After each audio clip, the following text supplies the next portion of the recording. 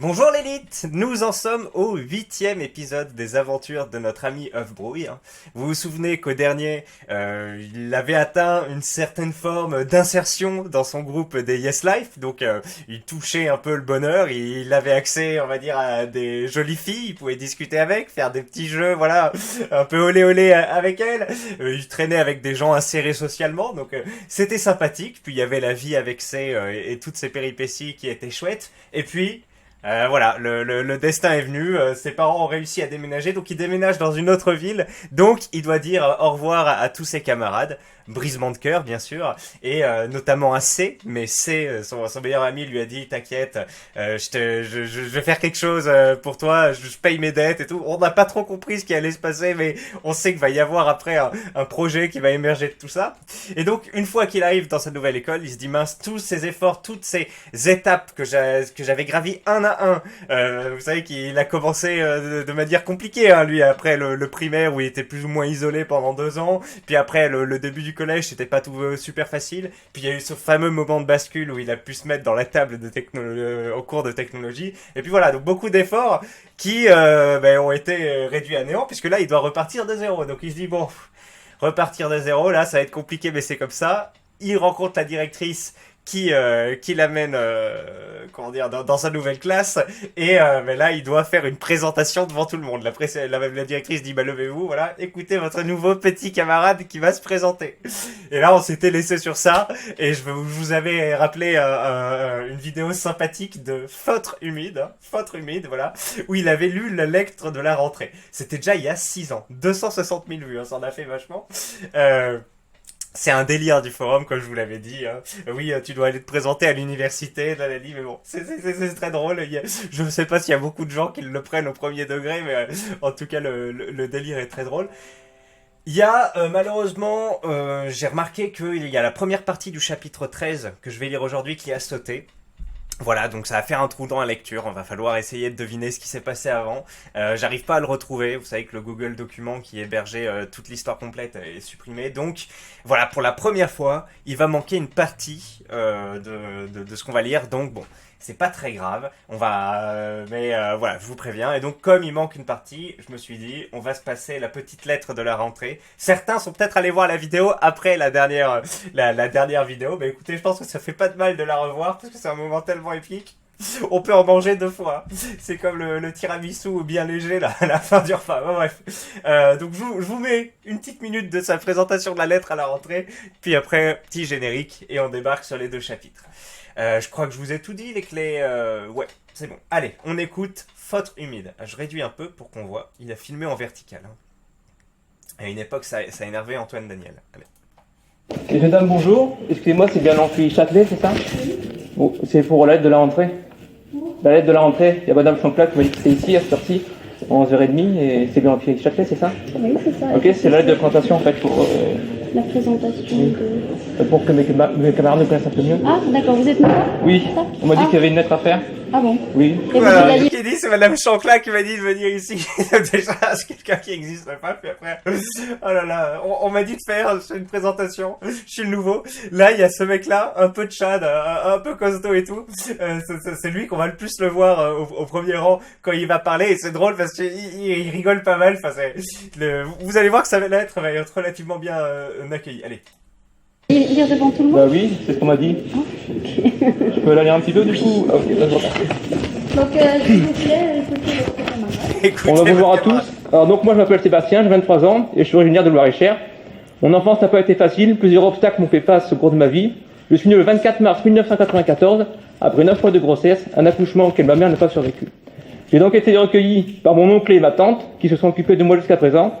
Mon enfance est une longue histoire, remplie d'anecdotes, que je vous raconterai après cette introduction. Aujourd'hui, j'ai décidé de rejoindre cette licence, car c'est une voie qui me plaît particulièrement.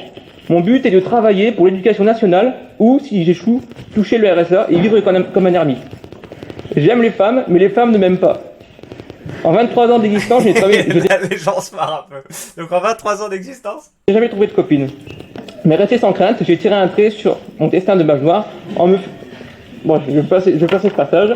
Je suis le jour et la nuit, forum le soir et étudiant le jour. Vous me trouverez souvent sous le pseudo Foutre humide à partir du coucher du soleil sur le forum 1025 de JVC. En ce qui concerne mes opinions politiques, je suis partisan du FN. Ne voyez pas là une sorte de haine. J'aime bien le mec du premier rang. Il réagit quand le mec a dit que sa mère a pas survécu à l'accouchement. Il fait ça, tu sais. Puis là, et quand il dit je suis partisan du FN, il fait une tête rigolote aussi. Je suis partisan du FN. Ne voyez pas là une sorte de Vous avez vu ou pas? haine. C'est un choix personnel qui se justifie par diverses raisons. Voilà, je vous remercie. Merci. Voilà. Et à la fin, la prof, quand même, elle est pas dupe. Elle dit attendez, c'était quoi ce truc? Et lui, il s'éclipse vite. Moment épique avec les réactions du mec au premier rang qui donne un peu plus de cachet. Allez, on se ressent sur le chapitre 12, retour à la réalité. On va voir comment lui va se présenter maintenant qu'on a vu le maître foutre humide, comment il a fait. Eh bien, c'est parti. On envoie le générique, on se retrouve dans combien de temps? 6 secondes, mais bon.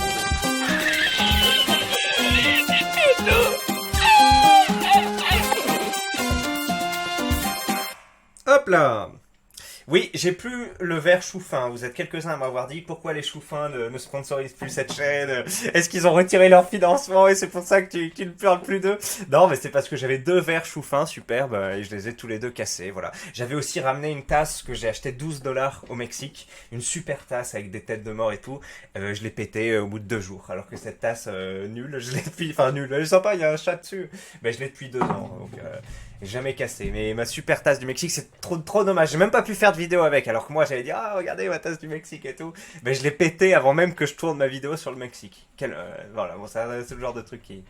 Bon, c'est pas trop grave. Ne soyons pas trop matérialistes. Allez, chapitre 12, retour à la réalité. Avant de reprendre où nous en étions, je voulais faire un léger aparté. Par rapport au fait que certains me reprochent de ne pas vraiment être un Célestin. Au début, il a déjà plus ou moins répondu à cette critique, mais il va peut-être y répondre de nouveau, parce que c'est vrai, moi je suis assez d'accord avec lui. Au début, je voulais répondre sur le topic aux gens qui me disaient ça, mais je me suis dit que pour un nouveau lecteur qui arrivait, il mériterait aussi une explication s'il s'était déjà posé la question. Alors oui, je suis d'accord avec vous. Je n'étais pas le Célestin extrême, comme l'était un type à mon collège par exemple, que j'ai déjà brièvement évoqué, et qui passait sa vie avec des livres tout seul, à se faire chercher et moquer par les autres. Mais je n'étais pas non plus un gars lambda, comme certains l'ont dit, contrairement à ce que mon récit peut faire penser. Il faut savoir que je comptais bien traiter l'aspect célestin de ma vie plus en profondeur, mais j'ai vu que les histoires avec C, les échecs de mes tentatives amoureuses, et d'autres trucs du genre, vous plaisaient bien plus qu'autre chose. Donc j'ai choisi d'axer le récit là-dessus, ce qui donne l'impression que j'ai passé ma vie bien entouré de potes par exemple. C'est très bien dit. C'est vrai qu'on a tous les moments forts, mais pas les moments de solitude, pas les moments où il va être seul ou traîner avec des mecs par dépit. C'est comme il l'a très bien dit.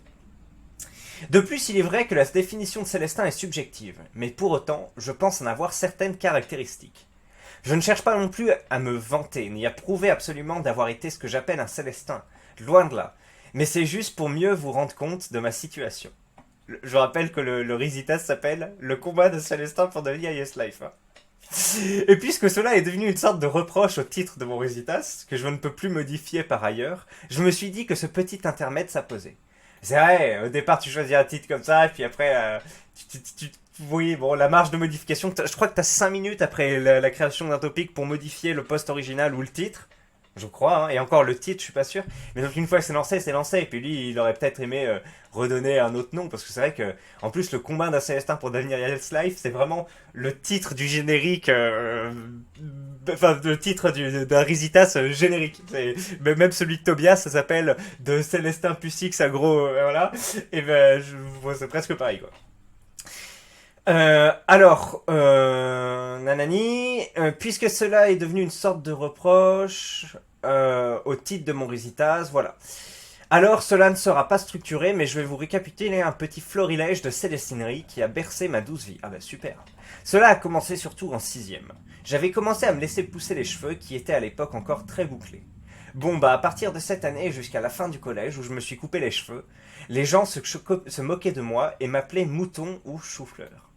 Et croyez-moi, c'était très rarement affectif ou amical. Punaise. Hé, chou-fleur! Je me retourne et je vois personne. Puis je me reçois une violente chiquette sur le crâne, je suis sonné, les larmes me montent aux yeux. Bah alors, mouton, on va pleurer parce que maman brebis est partie? Voilà ce qui m'arrivait souvent. Aïe aïe aïe. Ouais, bah c'est vrai que ça, c'est bien de le raconter sous forme d'anecdote, mais tu peux pas trop l'intégrer au récit. Quoique, si, tu peux dire que tu remercies une meuf, et puis voilà, ça se passe, et puis quand tu marches dans les couloirs en revenant, le mec te fera. Ça aurait pu être intégré, mais là c'est bien d'avoir un petit florilège. Ensuite, je vous parle souvent de mes moments avec C, avec mes potes magiciens, c'est vrai. Mais en sixième, je n'avais personne à part C, et il mangeait chez lui de base, il me semble. Du coup, je passais ma vie à chercher un groupe dans lequel m'intégrer. Et souvent, cela se terminait de deux manières. Soit, je trouvais un groupe qui ne me gueule pas à ma figure de me casser, et je passe le repas silencieux à les observer dans un malaise général, avec les gens qui me jettent des regards qui veulent dire « Mais dégage, tu fais quoi ici? On sait même pas qui tu es !» 2. La solution que j'ai fini par adopter le plus souvent, quand je me retrouvais seul à la cantine, je mangeais seul et je me faisais observer non plus par une table, mais par un self entier. Je vous avais dit que j'avais une dentition pas top et que j'étais minuscule, ce qui me complexait. Bon, si ça me complexait, c'est avant tout parce que je me prenais des réflexions dessus assez souvent, mais bon, j'arrivais encore à encaisser avec le temps. Étrangement, un truc qui m'a plus fait souffrir que les autres, c'est d'avoir été premier de ma classe tout le collège. On me traitait d'intello souvent et je le prenais hyper mal. Je le prenais hyper mal car ceux qui me traitaient d'intello étaient parfois ceux qui me traitaient aussi de chou-fleur, de minus, de dents jaunes. Mais c'était aussi les mêmes qui, un jour, étaient subtilement gentils avec moi. Hé F-Brouille, tu peux me faire mon DM, je comprends rien et toi t'es trop fort, t'as toujours des vins. S'il te plaît F-Brouille, on est amis quand même. Ouais d'accord, allez, donne-moi, je vais le faire. Moi aussi tu peux me le faire F-Brouille. D'accord. Moi aussi s'il te plaît, ce serait sympa, merci. F-Brouille, t'as pas une feuille? F-Brouille, file-moi ton stylo s'il te plaît, merci. F-Brouille, assis-toi à côté de moi au contrôle, merci, t'es trop sympa. Mais, t'as un truc à dire F-Brouille? Non, rien, hé. Aïe aïe aïe. Et je faisais tout ça avec l'espoir illusoire que le lendemain, ils redeviendraient tous mes amis. Mais rien ne changeait. Et malgré ça, je restais dans le monde imaginaire que je m'étais inventé. Un monde où les gens finiraient par m'accepter. Comment ça? Ça ne fait toujours pas de moi un Célestin. Bon, je dois faire quoi? Vous parlez des innombrables fois où j'ai dû choisir mon chemin en rentrant des cours parce que des mecs me faisaient constamment chier et me suivaient pour me frapper parfois? De ma voisine Minium du même âge que moi, que je croisais H24 dans l'ascenseur, et à qui je n'osais pas parler de ce qui rendait le truc encore plus malaisant. Du fait que je n'invitais aucun ami chez moi, et que mon seul vrai pote chez qui j'allais, c'était C. Du fait que j'étais moche physiquement, et m'habillais comme une merde pendant de longues années. Du fait que j'étais toujours le dernier choisi pour faire les équipes de sport. Du fait que j'étais le seul de ma classe à ne pas avoir de console et que je me réfugiais dans les livres pour tuer le temps, et que, par conséquent, lors d'une discussion sur les jeux vidéo populaires de l'époque, style Call of s'entamer, je ne pouvais jamais m'intégrer car je ne comprenais même pas, même si j'essayais de faire genre, ce qui m'a encore fait perdre des occasions d'avoir des amis. Ah ouais, t'avais pas de console et... Ouais, bah c'était encore un levier, les jeux vidéo... Ok. Bah, je me retrouve pas mal, hein. Peut-être vous aussi, j'ai pas fini de lire tout ce qu'il fait. Moi, à plus ou moins degré, je me retrouve dans tout ce qu'il dit. Hein. Alors, jamais trop les mecs qui me saoulaient parce que j'étais pas le meilleur de la classe, j'avais pas ça, mais à part ça, pareil pour Mouton, j'avais pas trop ce truc. Les mecs qui se foutaient de la gueule de tes cheveux ou autre. Peut-être parce qu'en plus, lui, comme il était petit, il se faisait encore plus embêter à cause de ça. Mais le reste, voilà, timidité avec les meufs, ouais, mais c'était peut-être pas aussi maladif que lui. Le fait de te faire courser en rentrant, ça m'est arrivé une fois, c'était après une sortie sportive. Et en fait, j'avais même pas compris le concept d'arabe à l'époque, c'était très drôle. Je comprenais pas qu'il y avait des... Enfin, que c'était un trait... Enfin voilà, moi, quand j'étais au CM2, c'était... Bon, attends, je vais pas partir trop... faire un truc trop long. Mais bref, quand j'étais au CM2, j'avais des camarades, maintenant que j'y repense, ils avaient des prénoms arabes et tout, mais il y avait pas encore cette espèce de communautarisme racailleux où les mecs se mettaient en groupe ou même seuls, ils pouvaient te casser les tu vois.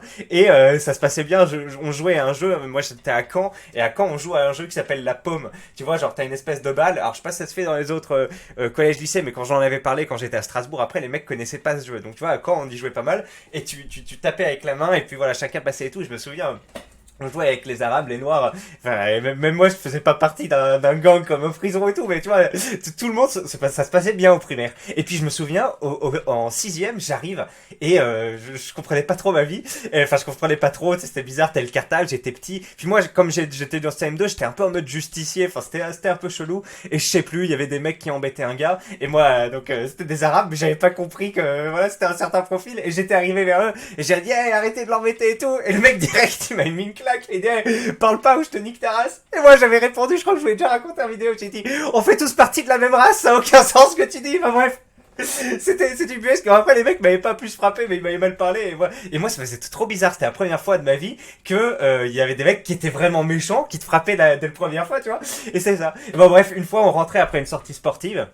Il y avait un groupe de 3 ou 4 maghrébins, je me souviens le leader s'appelait Toufik, moi je rentrais tout seul et les mecs ils se foutaient de ma gueule, vas-y dégage et tout, tu sais j'avais rien fait mais juste, je sais même pas si je les avais observés mais bref, il m'a dit vas-y casse-toi ou je vais te frapper ou je sais pas quoi, et moi j'avais couru de le plus vite possible pour m'éloigner et après je m'étais caché derrière un buisson parce que le tram était pas encore arrivé et je voulais attendre que le tram arrive pour prendre le buisson et partir. Je me souviens c'était à l'arrêt Wacken, je crois, si vous êtes vers Strasbourg, que vous prenez la ligne B, voilà, c'était vers là, parce qu'on avait fait une sortie sportive du coup vers ce truc-là. Donc c'est la seule fois où je me suis fait courser, mais peut-être même qu'ils m'auraient pas coursé, mais juste j'avais eu peur quand les mecs, et après en fait, quand j'étais arrivé, j'avais raconté ça à mes parents, qui, tu sais, c'était comme je vous dis, c'était le premier contact avec ça, j'avais pas du tout appréhendé que c'était une sociologie, même, j'avais pas précisé que c'était d'une certaine ethnie et tout, et mes parents, enfin je sais même plus si j'avais parlé de ça à mes parents, mais en tout cas, j'étais allé voir après la CPE et j'avais dit ouais il y a des mecs ils m'ont menacé après la sortie, j'ai dû courir, j'ai fait tomber mon sac quand je courais et tout, tu vois, parce que moi j'étais vraiment éduqué en mode quand quelqu'un te casse les murs tu vas le voir, et après elle m'avait fait écrire une lettre où je racontais ces trucs et je me souviens j'avais dit qu'il y avait Toufik, Reda, etc. J'ai écrit, c'était trop drôle et la meuf, la CPE, elle avait dû voir ça, elle a dit ah mais tiens, étonnant le nom des profils et tout. Enfin bref, voilà ce qui s'était passé. Mais bon, ils avaient été convoqués derrière, ils m'avaient jamais trop fait chier après, donc voilà. Voilà, bon, c'était un petit truc qui m'est arrivé qu'une fois, mais le reste, moi maintenant je me dis, si, c'est vrai que j'avais des périodes aussi où j'allais au self avec des mecs que j'aimais pas forcément, alors ils me regardaient pas forcément de manière dégage ou autre, mais c'est juste, tu gagnes rien de cette interaction sociale, tu sens que les mecs, toi ou n'importe qui d'autre, tu t'en foutais, si t'étais pas là, ils s'en foutaient, donc bref, c'était pas des moments super chouettes, et maintenant je relis ça, je me dis, mais en fait...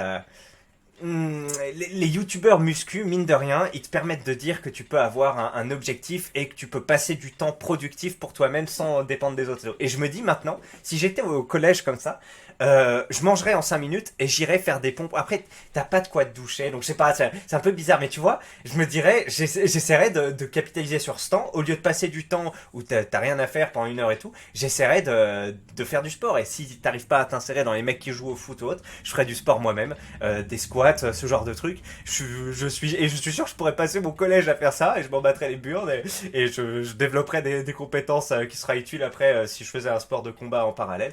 Donc ce serait voilà, si je revenais en arrière, je pense qu'au lieu de faire des temps inutiles comme ça, je me prendrais un peu du temps pour moi pour me mettre dans le dur physiquement. Voilà. Allez, on continue. Le truc pareil des consoles et tout, moi c'était un peu le truc, j'ai joué à Dofus à l'époque puis après plus personne n'y jouait, bon c'était et moi je continuais un peu à jouer d'ailleurs, tu le disais pas trop hein, quand tu jouais à Dofus à mon époque quand plus personne n'y jouait, c'était vraiment le truc de gamin, excusez-moi. Je me souviens d'ailleurs, je suis en slibard, bon c'est pas grave, je me souviens d'ailleurs que le jeu de Pokémon, plus personne n'y jouait en 5ème.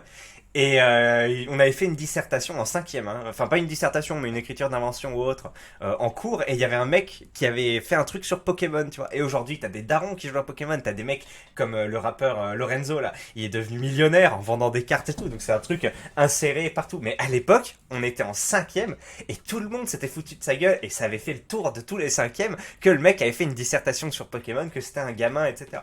C'est fou quand même. Le truc des mangas, tout ça c'était très ostratisé. C'était une autre époque. Hein. Alors bref, du fait que je passais de longues heures dans la cour à faire semblant de chercher des potes alors que j'étais tout seul pour ne pas paraître ridicule, pareil. Du fait que j'étais tellement peureux des femmes au collège qu'à part de rares exceptions, je ne savais pas comment tenir une conversation quand j'étais seul avec une fille, chose qui a dû m'arriver moins de 10 fois en 4 ans. Du fait que, bon j'arrête, même si je pourrais continuer 10 pages comme ça. Alors oui, il y a bien pire que moi, les Ray. Mais croyez-moi quand je vous dis que comparé aux gens que je côtoyais, j'étais un Célestin, un vrai. Écoute, tu nous as convaincus. Pour moi, ça rentre dans la catégorie Célestin. J'avais d'ailleurs moi des traits de Célestin, même si j'en étais pas tout à fait un, parce que voilà, par rapport à toi j'étais encore un peu plus, mais nous faisons partie du groupe des Célestins à plus ou moins grande comment dire, intégration, quoi. Ma seule véritable chance est d'avoir eu un pote solide sur qui compter.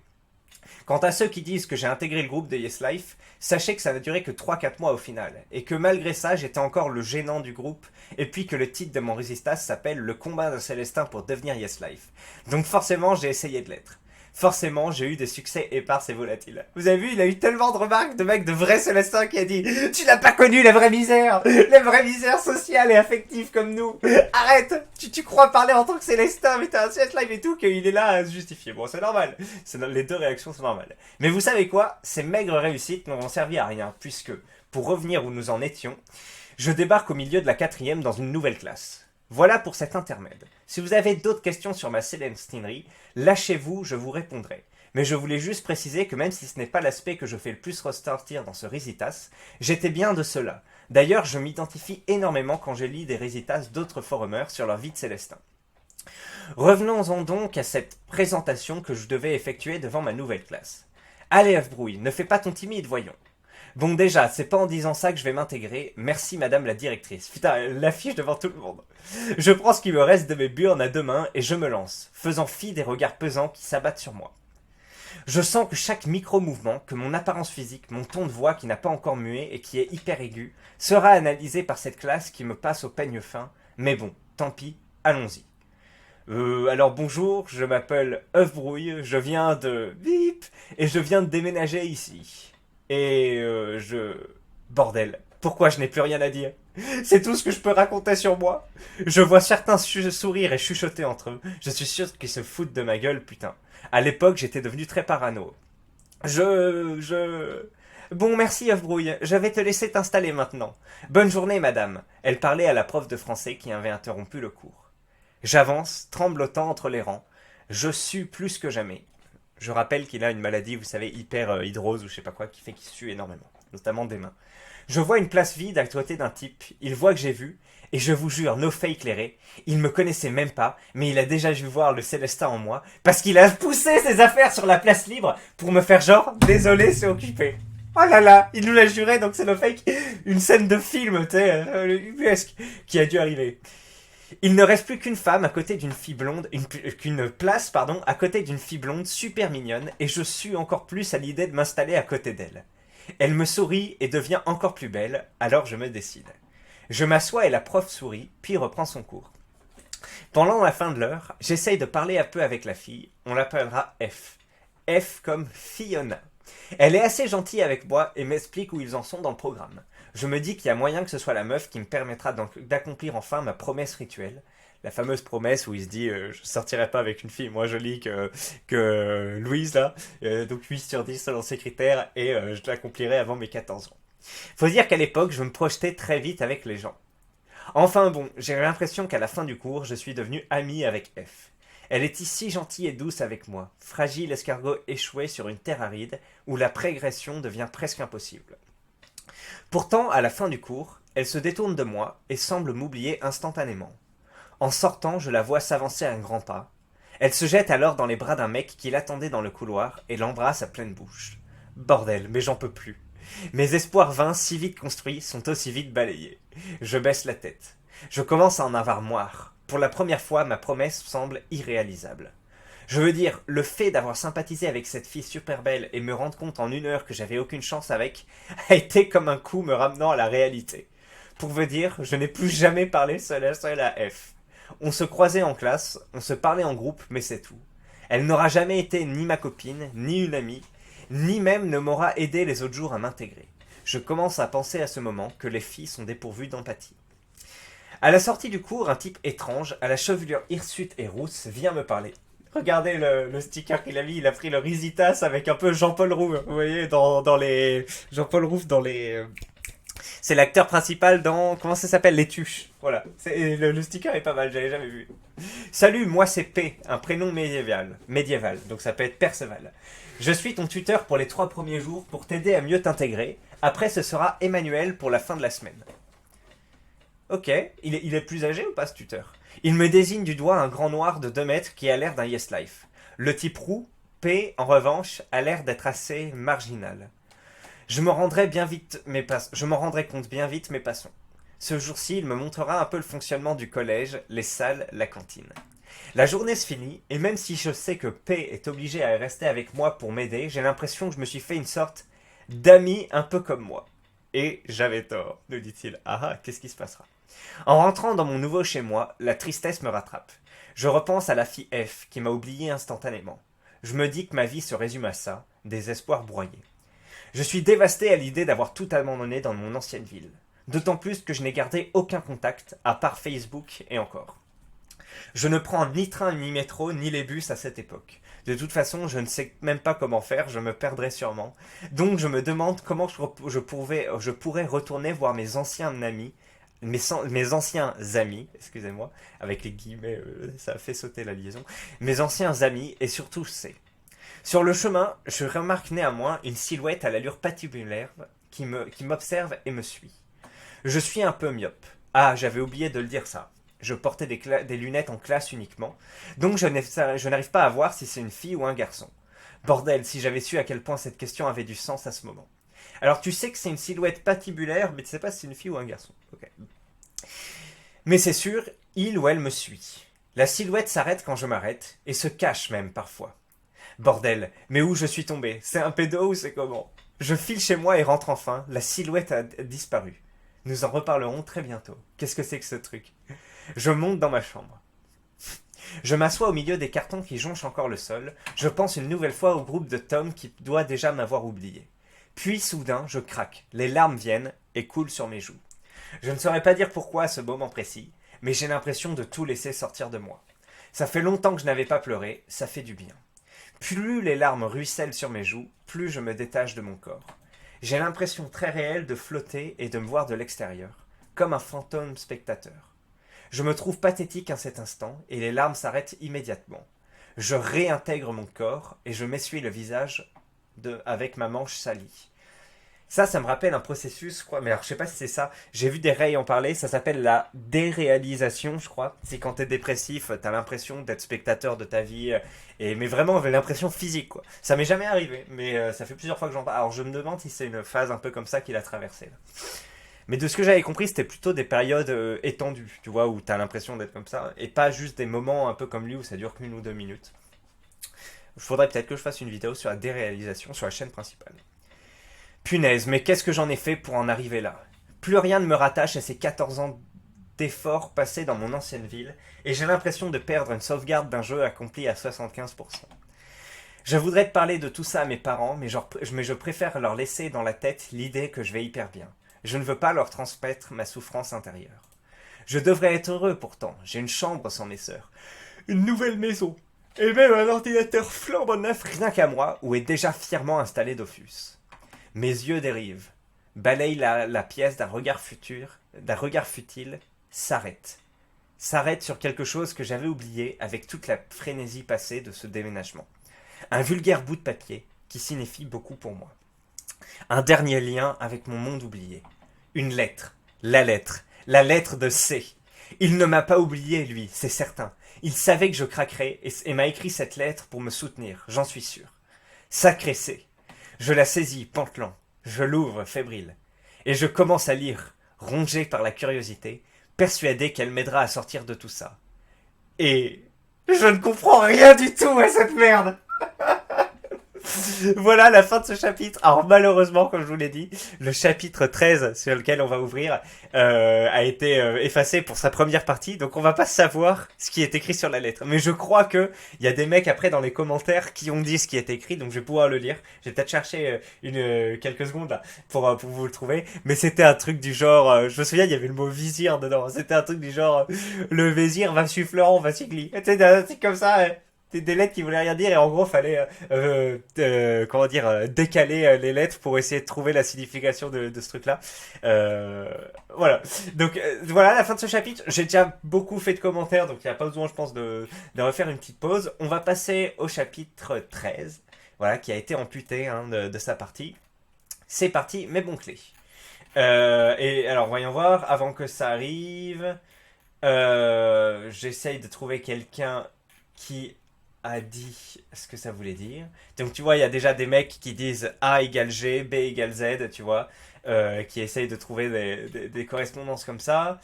Mais je crois que quelqu'un écrit, donc qu'est-ce qui va être écrit, qu'est-ce qui va être écrit. Vous voyez, ça a commencé à faire des tables de transcodage, un peu, je sais pas si on dit ça, des tables de déchiffrage pour faire correspondre une lettre à une autre. Et voilà.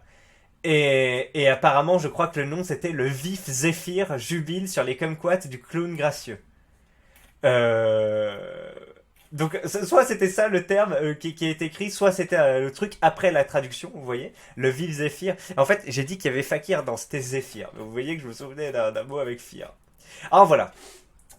Donc on arrive, comme je vous l'ai dit, on a loupé la moitié du chapitre. Désolé, on prend le train en cours de route. Malheureusement, le chapitre a été détruit par JVC. Donc voilà ce qu'il nous dit. Je ne vivais plus vraiment, j'étais ailleurs. Moi qui avais de très bonnes notes, tous mes professeurs indiquaient néanmoins que je n'étais pas présent dans la classe. Et ouais, il faisait une petite dépression. Je ne participais que quand les profs m'interrogeaient. Dès que personne ne trouvait la réponse en fait, comme si j'étais un génie tout droit sorti de Polytechnique.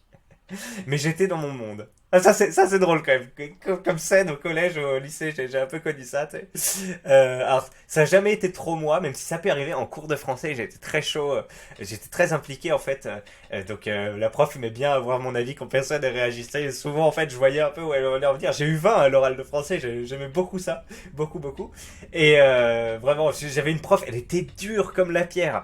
Je sais pas si je peux le dire. Elle s'appelait Madame Malval. Je sais pas si elle officie encore. Donc un collège-lycée à Strasbourg.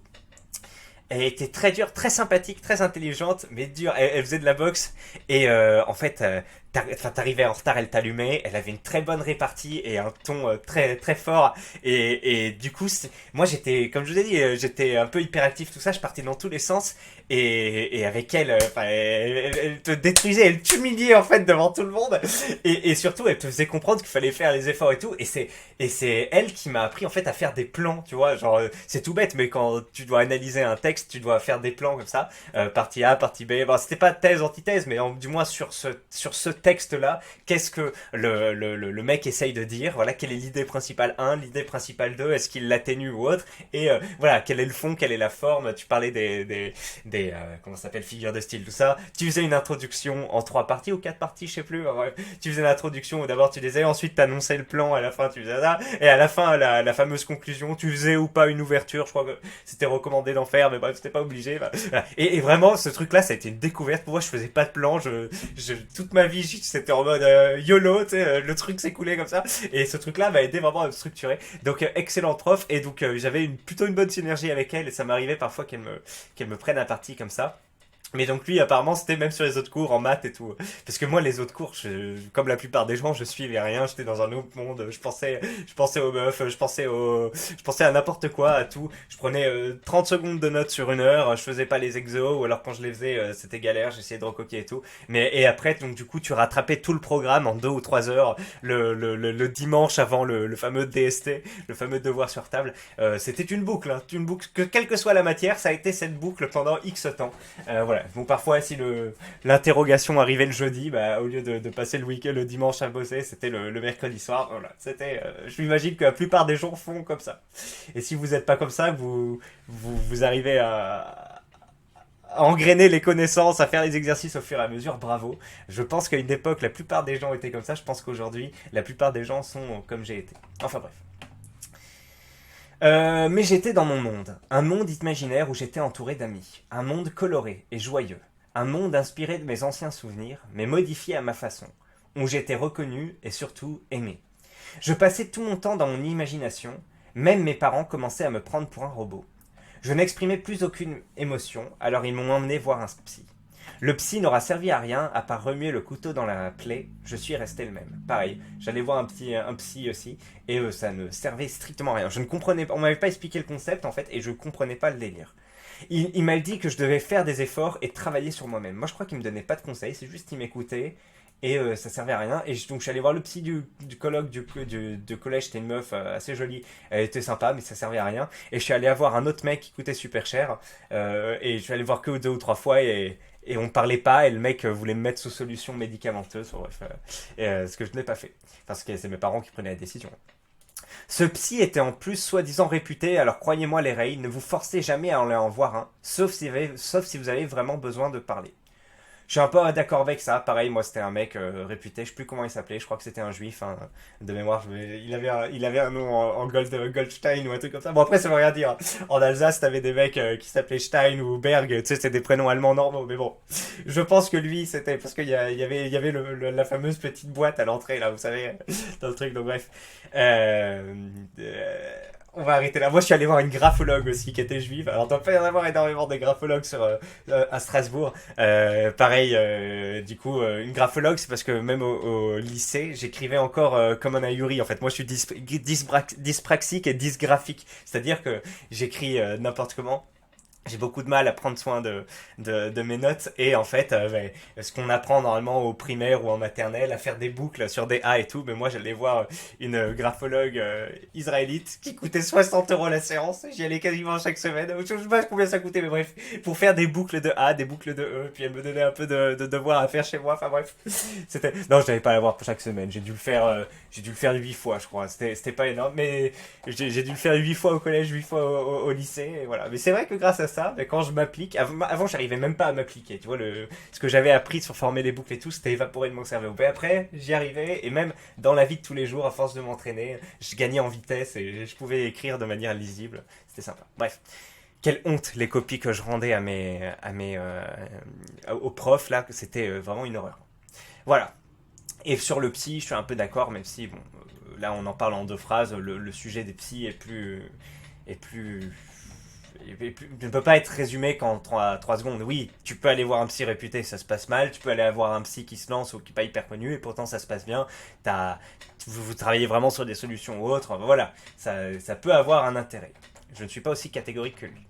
C'était bien le problème. Je ne voulais pas parler. Je voulais vivre, putain. Rire, m'intégrer, avoir les mêmes délires que les autres, mais rien n'y faisait.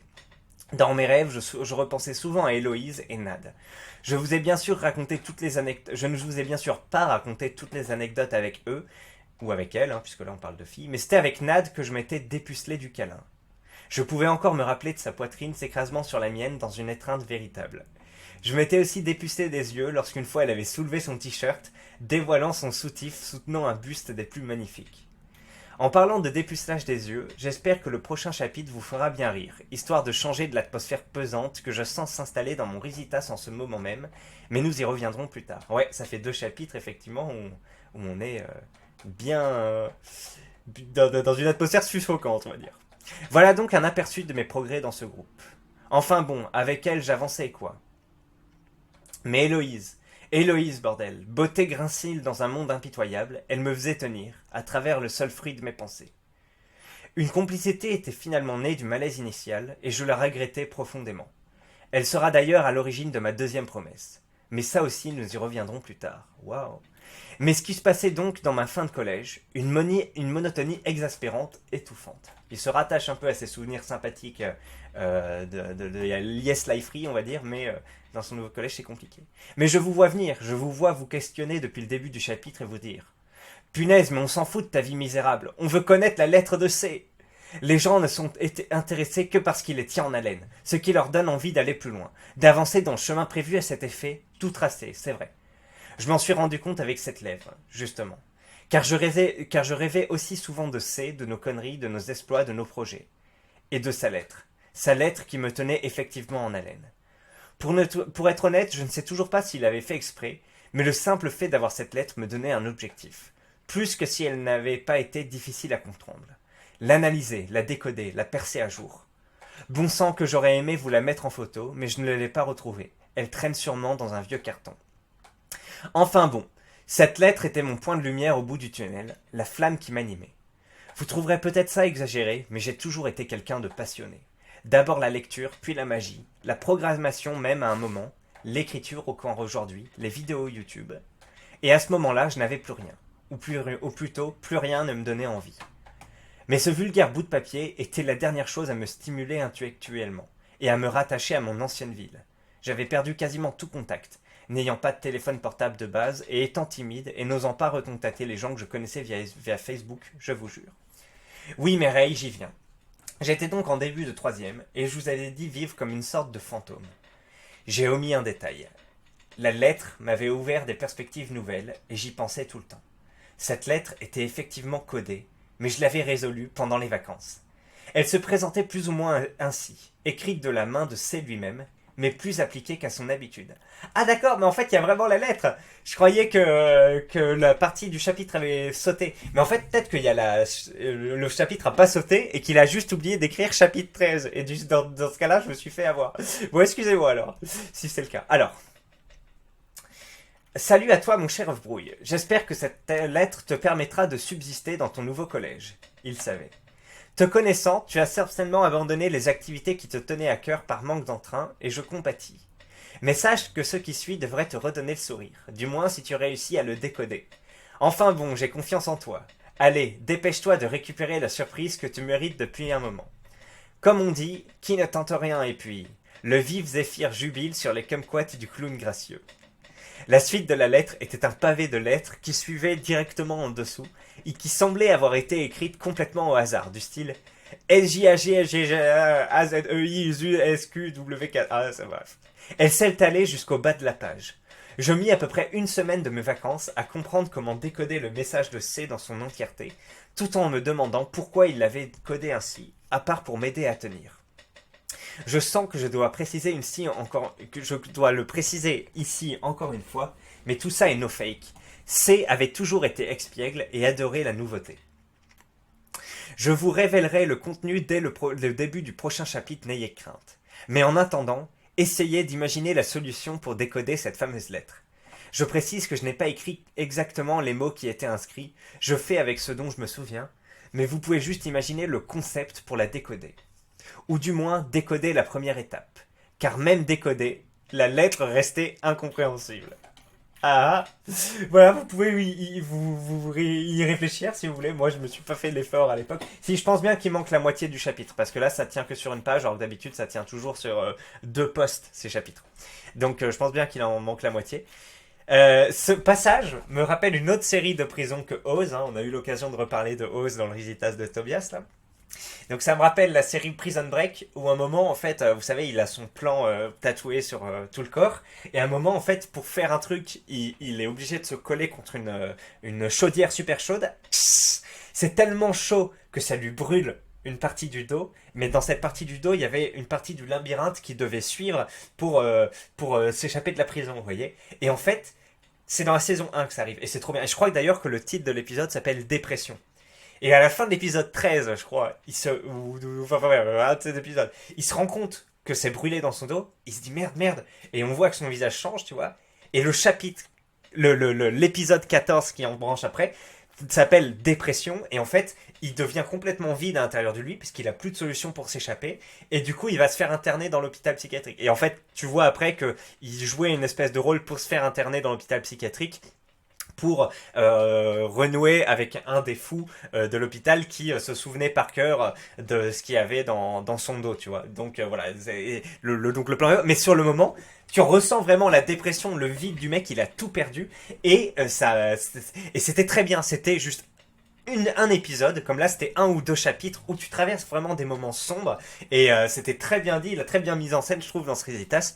Tu ressens vraiment la solitude du mec. Il t'a fait tout son florilège de moments où il se sentait seul, donc de sa célestinerie, déjà ça te mettait dans un certain émoi, enfin c'est pas émoi le terme mais vous voyez, dans un certain sentiment, et après il continue sur comment il ressentait cette vie là et on souffre avec lui, et ça m'a beaucoup rappelé cet épisode de Prison Break. Prison Break, vraiment une super série. Les 2 épisodes où il coupe le chauffage, je crois, et qu'il y a une révolte il y a une révolte dans toute la prison. Enfin, c'est un truc de fou. Puis même à la fin, quand ils ont dit allez, on doit partir demain parce que sinon c'est foutu. Et du coup, ils doivent mettre en branle leur... Ah, vraiment incroyable. Mieux que Oz. Oz, j'aime beaucoup la série. Mais Prison Break, enfin, c'est vraiment un suspense fou et ça reste assez quand même très réaliste, enfin même si j'ai jamais été en prison ou autre, mais je veux dire t'y crois, t'as même pas besoin de mettre en suspension ta crédulité, enfin, c'est vraiment incroyable. Bref, ce chapitre-là m'a mis dans la même sensation, m'a rappelé cet épisode de Prison Break, et écoutez, au moins il y a cette lueur au bout du tunnel avec la lettre de C. Voilà mes bons amis, je vous laisse là avec l'épisode d'aujourd'hui. Désolé si j'ai été un peu long. Notamment dans des interruptions, quand je vous ai raconté, quand je m'étais fait courser au collège et tout, je me suis dit, oh, je vous coupe en plein milieu pour raconter une anecdote qui est pas forcément hyper liée, donc bref. Pardon si il y a eu des digressions un peu longues par rapport à d'habitude. En tout cas, ça m'a fait plaisir de refaire avec vous. Demain, c'est dimanche. La semaine prochaine, je vais avoir beaucoup de télétravail et je vais essayer de me bloquer 4 ou 5 heures où je vais sortir des résitas comme ça, il y en aura pour toute la semaine. Je vais essayer de tourner aussi 1 ou 2 épisodes de la chaîne normale. Je vais bien bosser dimanche, tu vois. Quelle que soit l'heure où laquelle je me lèverai, j'essaierai de faire ça. Je vais peut-être mettre un réveil pour m'occuper de vous. Off, comme ça, on va faire ça. Et je suis obligé de faire ça, mes bons clés. Pourquoi? Parce que, en fait, la semaine prochaine, il y a ma femme qui revient. Qui dit femme qui revient, moi je tourne pas mal les résitas là pendant la pause du midi, mais quand je suis midi avec ma femme, je peux pas tourner de vidéo. On va être ensemble, on va discuter, on va faire des trucs. Donc je vais devoir trouver une organisation pour continuer à produire. Et l'organisation, je crois que ça va être de bosser le dimanche. De me bloquer au moins 4 ou 5 heures le dimanche pour sortir quelques épisodes. Et voilà, au moins 1 ou 2 épisodes de sujets d'actu pour la chaîne principale et au moins 4 ou 5 épisodes pour comment ça s'appelle là, les résitas. Bon voilà mes bons clés. Sur ce, je vous souhaite une excellente journée. À la prochaine. Je crois que c'est la première vidéo que je tournais en slibard. J'ai une espèce de maladie. Ouais, je suis pas allé le voir de dermato, mais ça dure depuis très longtemps. Là, ça dure depuis pas un an, mais depuis 9 mois.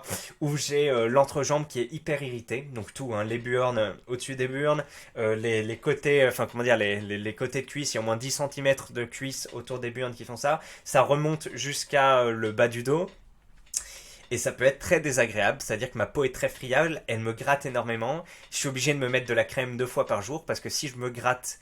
Donc déjà, la crème atténue vraiment la sensation de gratter et j'essaie au maximum de pas me gratter, mais parfois ça fait du bien, je commence à gratter pas avec l'ongle, hein, parce que si je fais l'ongle, ça me déchire la peau et après ça fait super mal. Donc, parfois avec avec le doigt juste comme ça frotte et puis merde, je craque et je gratte avec l'ongle et là, ça me fait...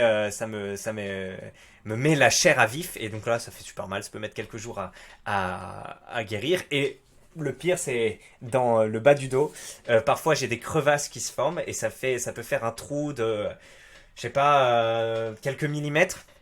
Et ce trou est hyper sensible et du coup quand je suis assis comme ça, c'est pas des hémorroïdes hein, mais quand je suis assis comme ça, la peau de ce trou va être pressée et du coup ça me fait super mal en fait comme la chair est à vif et donc ça fait très mal et pareil si je suis aux toilettes, du coup comme ma peau est étirée, ça m'étire ce trou là et ça me fait très mal. Donc bref, j'ai essayé plusieurs crèmes, ça se passe plutôt bien pour réduire les douleurs mais le problème n'est pas guéri.